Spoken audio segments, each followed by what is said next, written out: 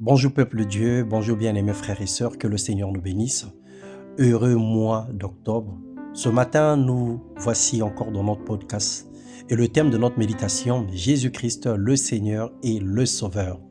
Je te loue l'Éternel, car si même tu es irrité contre moi, ta colère s'apaise, tu me consoles, oui Dieu est mon Sauveur.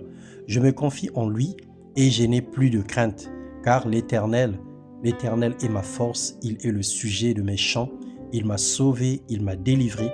C'est pourquoi, avec joie, vous puiserez de l'eau aux sources du salut et vous direz en ce jour-là, célébrez l'Éternel, invoquez-le, annoncez aux nations ses œuvres et proclamez qu'il est sublime.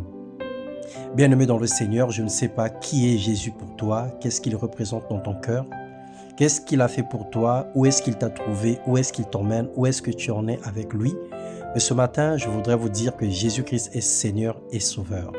Ésaïe, le chapitre 11, les versets 1 à 3, il est écrit « Puis un rameau sortira du tronc d'Isaïe, et un rejeton naîtra de ses racines.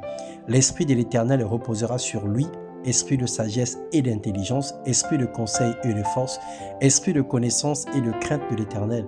Il respirera la crainte de l'Éternel, il ne jugera point sur l'apparence, il ne prononcera point sur un oui-dire. » Peuple du monde, écoutez ces paroles. Jésus de Nazareth, cet homme à qui Dieu rend témoignage devant nous par les miracles, les prodiges, les signes qu'il opère par lui au milieu de nous tous.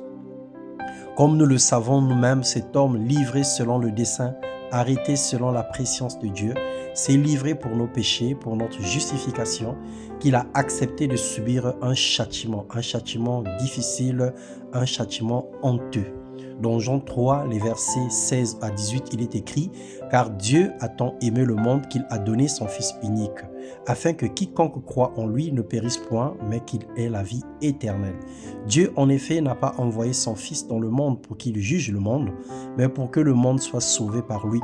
Celui qui croit en lui, il n'est point jugé, mais celui qui ne croit pas est déjà jugé, parce qu'il n'a pas cru au nom du Fils unique de Dieu. » Bien-aimés frères et sœurs, en accueillant le Seigneur Jésus-Christ dans son cœur, on reçoit l'esprit de sagesse et d'intelligence, la vie de Dieu et la puissance. Cette rencontre produit un changement et une transformation radicale qui modifie notre condition de pécheur en juste et saint selon la volonté de Dieu. Alors attache-toi à Jésus-Christ, renouvelle chaque jour ton amitié avec lui, montre-lui ton affection, crains Dieu en faisant la volonté du Père et en se repentant de tout péché régulièrement. Recherche le Seigneur de tout ton cœur, marche avec lui, fais-lui confiance, donne-lui la main et laisse-lui te guider, parce que la parole de Dieu est une lampe à nos pieds. Le Seigneur nous guide et veut notre bien, notre salut. Que le Seigneur vous bénisse et nous communique sa vie dans le nom de Jésus-Christ, et que tout le long de ce mois d'octobre, que ce soit un mois particulier où nous allons vivre la gloire de Dieu, où nous allons vivre la plénitude de la puissance et de la présence de Dieu. Soyez abondamment bénis dans le nom puissant de Jésus-Christ. Amen.